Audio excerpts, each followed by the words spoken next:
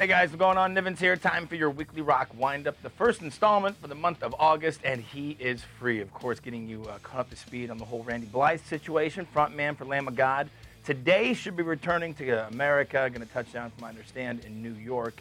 He was released finally after being held something like 6 weeks in a Czech Republic prison for possibly a crime of manslaughter that he never knew about, nor did Lamb of God know about, from an altercation that stemmed from a concert 2 years ago where supposedly a 19-year-old fan 3 times tried to rush the stage before the 3rd time falling, hitting his head, and succumbing to his injuries. This has been, of course, in the world of in the metal news world, has been something all over the place. But he is home. He has assured the courts that he is not a flight risk, that if he needs to go back, he will be back there. But Randy Blythe from Lamb of God is free.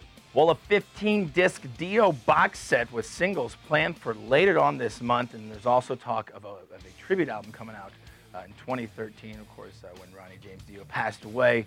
The entire music world and rock world, metal world was saddened by his loss, but the music will still play on. So if you're a Dio fan, be on the lookout again for this box set at the end of this month, and then a tribute album is planned sometime for next year.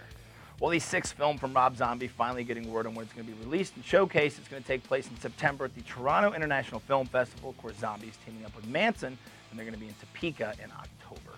Well, first, Johnny Depp showed up with Marilyn Manson doing a cover of Clouds in My Coffee. Now it looks like he's going to team up with Aerosmith.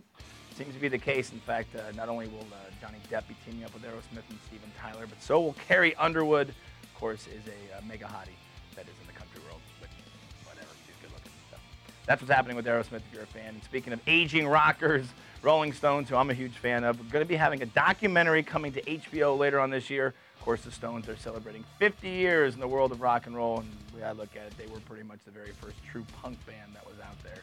The antithesis, of course, to the Beatles. But that's for another day.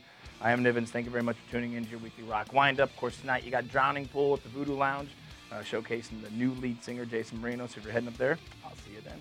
Have a good weekend. Peace.